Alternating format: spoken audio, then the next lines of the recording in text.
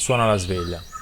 È lunedì, un altro giorno comincia per Francesco e ancora una volta la prima cosa che fa dopo aver aperto gli occhi è tendere la mano verso il cellulare per guardare le notifiche avute nella notte e iniziare a scrollare i social. Un altro giorno che va a confermare quella che ormai è diventata la norma. Non so voi, ma a me il fatto che la nostra mente ci dica appena svegli di prendere in mano uno schermo e controllare messaggi e notifiche avute il giorno prima, il solo pensiero mi terrorizza. Siamo arrivati al punto in cui stare con i nostri pensieri è diventato qualcosa di quasi obsoleto ormai e che dobbiamo per forza guardare il telefono nei nostri momenti morti. E questo purtroppo avviene soprattutto appena ci svegliamo perché abbiamo tanti messaggi, tante notifiche accumulate dal giorno prima. Secondo me il problema sta proprio nell'esigenza, nel bisogno, la sete che abbiamo di controllare che cosa è successo quando non eravamo online, tutti i messaggi che sono arrivati, i likes, le mail e tutto il resto. In parte questo è scaturito da quello che a livello internazionale è conosciuto come FOMO, ovvero Fear of Missing Out, cioè la paura di mancare, perdersi qualcosa. Una sensazione che sempre più cerca di aggredirci e che viene alimentata ogni giorno da gruppi di persone nelle aziende tecnologiche, pagate proprio per farci aumentare il tempo sui social.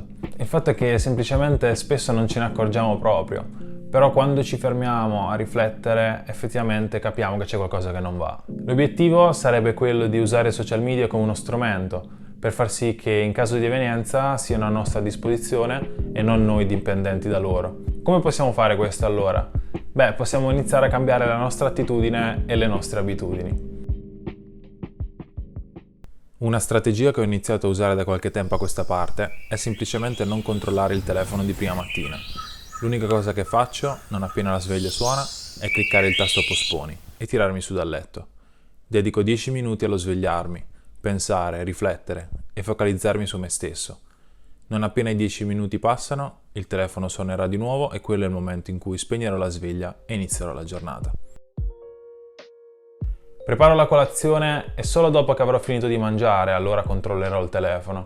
Facendo così ogni giorno ho notato che l'esigenza di controllare il telefono appena svegli si riduce sempre più nel tempo.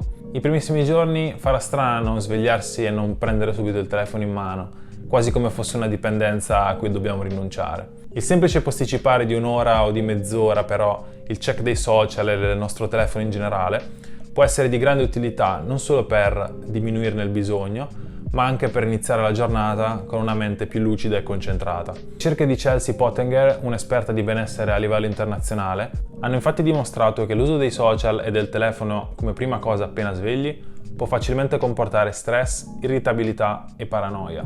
È incredibile come una piccola abitudine del genere possa andare a disturbare il nostro benessere mentale oltre che la nostra produttività.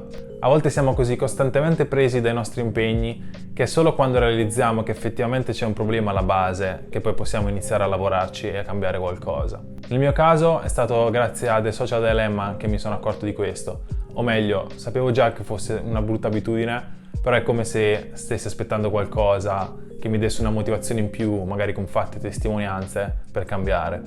The Social Dilemma è un documentario che trovate su Netflix che affronta il tema dell'evoluzione dei social network, sottolineandole principalmente i punti negativi e mettendo l'accento sulle loro pericolosità. Non voglio dire che ti cambia la vita, però è un punto di partenza che ti aiuta a riflettere sulla tematica.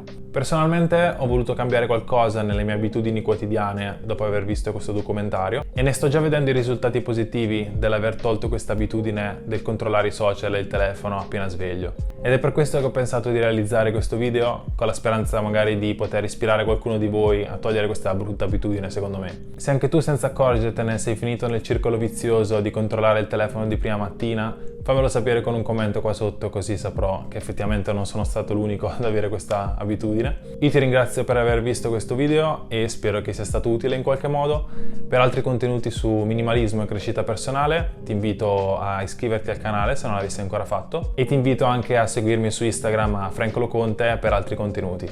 Mentre noi ci vediamo in un prossimo video.